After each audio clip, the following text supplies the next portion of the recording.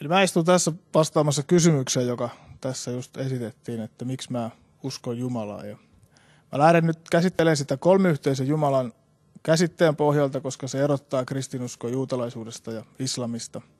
Ja monista muista kaikista heimouskonnoista ja vastaavista, jotka kans uskoo yhteen Jumalaan. Ja tämä kolmiyhteisyys käsittää ensin Jumalan, toiseksi käsittää Jeesuksen ja kolmanneksi Pyhän Hengen. Ja nämä kolme eri osa-aluetta liittyy läheisesti meidän uskoon ja siihen vakaumukseen, joka meillä on ja miten me jäsennetään todellisuutta. Jumalan olemassaoloon liittyy tietysti kysymys siitä, että kuka tämän kaiken on luonut, onko tämä tullut itsestäänsä. Ja sillä on olemassa kilpailevia teorioita, kilpailevia näkemyksiä. Suoranaisesti se, että uskotaanko tällaiseen darwinistiseen evoluutioteoriaan, ei kilpaile Jumalan olemassaolon kanssa, koska on paljon ihmisiä, jotka uskoo siihen, että Jumala on luonut ja uskoo samaan aikaan, että ihminen on kehittynyt vähitellen ja elämä on kehittynyt vähitellen. Mutta toisaalta pitää myös nähdä se, että tämä teoria ei ole itsestäänselvyys eikä absoluuttinen totuus. Siihen liittyy monia ongelmia ja jos ihminen rakentaa sen varaan epäuskonsa tai ateisminsa, niin ainakin mulle henkilökohtaisesti, niin siinä tulisi ylitsepääsemättömiä kysymysmerkkejä, joita en tässä nyt kovin tarkkaan käsittele, mutta pari ehkä tässä mainitte myöhemmin. Kun ajatellaan alkurehdysteoriaa, joka on yleisesti hyväksytty tiedepiireissä ja TV-dokumenteissa, niin siinä lähdetään siitä ideasta, että kaikella on alkuunsa. Kaikki on jonain ajan hetkenä lähtenyt liikkeelle.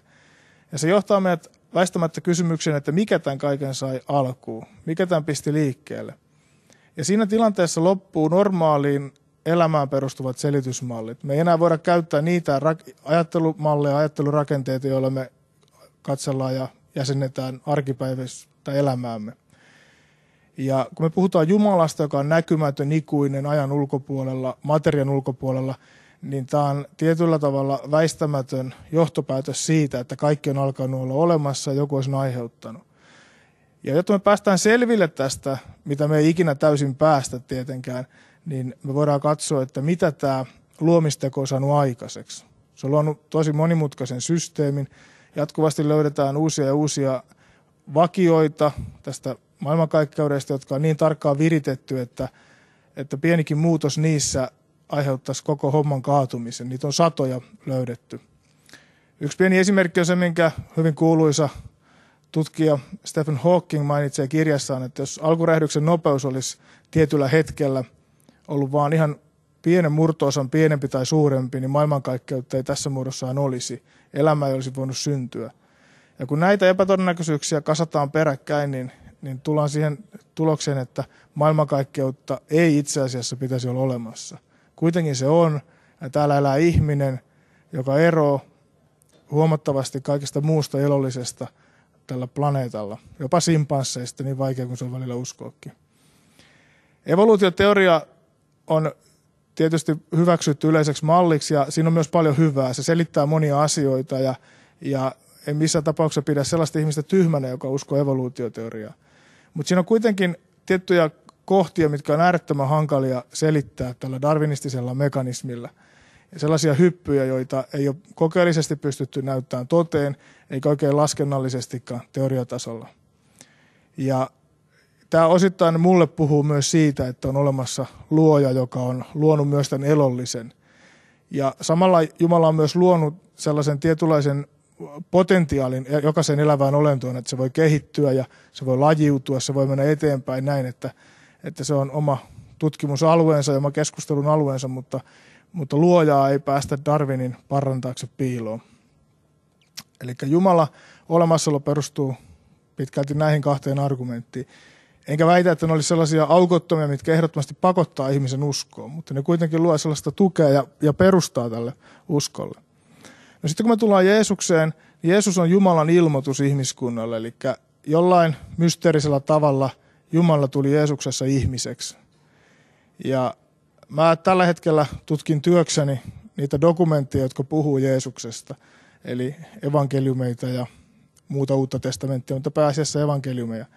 Ja kun niitä tutkitaan ihan normaali historiankirjoituksen keinoin, niin me havaitaan niissä tiettyjä jännitteitä, niissä on kielikuvia, niissä on epätarkkoja ilmaisuja, Mutta kuitenkin historian tutkimus on havainnut, että ne on dokumentteja, jotka kertoo luotettavaa historiaa. Niitä tarkastellaan samoilla kriteereillä kuin mitä tahansa muuta vanhaa tekstiä.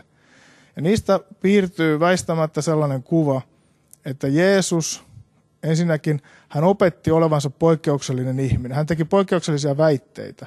Hän väitti, että suhtautuminen häneen on yhtä kuin suhtautuminen maailmankaikkeuden luojaan. Kovia väitteitä, joita tietysti voi tehdä kuka tahansa ihminen.